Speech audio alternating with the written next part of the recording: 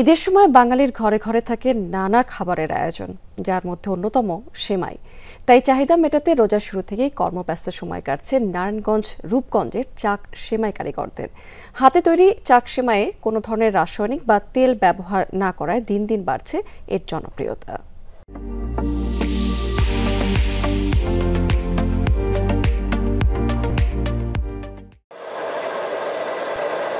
রূপগঞ্জের চারিতাল্লুক গ্রাম জুড়েই এখন যান্ত্রিক শব্দ।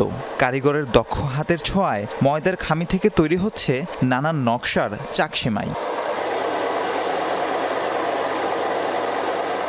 সেমাই ছাড়া বাঙালির ঈদ যেন চিন্তাও করা যায় না। তাই ঈদুল ফিতরের আগে কারখানাগুলোয় কর্মব্যস্ত সময় কাটছে সেমাই কারিগর ও শ্রমিকদের। হাতে তৈরি চাক সেমাইয়ে ব্যবহার হয় না কোনো তেল, সোডা বা রাসায়নিক। সেজন্য দেশের বিভিন্ন স্থানে এই এলাকার চাক সেমাইয়ের চাহিদাও বেশি।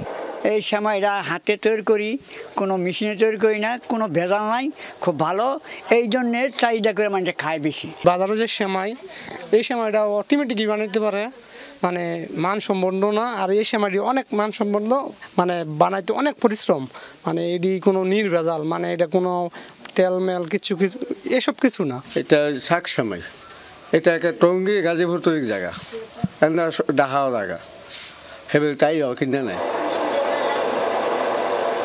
বাজারে পাওয়া সেমাইয়ের থেকে অনেকটাই আলাদা এই জাতের সেমাই। ময়দার খামি মেশিনের মধ্যে দিয়ে চতুর্ভুজ নকশা রূপ নেয়, এরপর সেগুলো শুকানো হয় কড়া রোদে। স্বাস্থ্যকর চাক সেমাইয়ের চাহিদা ঈদের সময় বৃদ্ধি পেলেও বছরের বাকি সময় থাকে না তেমন বেচাকেনা। সরকারি পৃষ্ঠপোষকতার দাবি কারখানা মালিক ও কারিগরদের। দোকানদাররা নেই, বড় বড় দোকানদাররা নেই, নিয়ে এরা যারা খুচরা বেচে 1 কেজি বেচে, কেউ 2 কেজি বেচে, যাই যেমন পারে হিমনেরই নেই আর কি। সরকারে যদি একটু ঋণ দেয় তা আমরা এই ছোটখাটো একটা ব্যবসা করিয়া তো আমরা চলতে পারি। সারা বাংলাদেশের ব্যাপক চাহিদা রয়েছে, এগুলো অনেক সুস্বাদু এবং স্বাস্থ্যসম্মত, এবং এটার উপরে নির্ভর করেই এই পরিবারগুলি চলে। বর্তমানে চারিতাল্লুক গ্রামে প্রতিদিন প্রায় 5 টন সেমাই তৈরি হয়, যার পাইকারি দর কেজি প্রতি 90 থেকে 100 টাকা।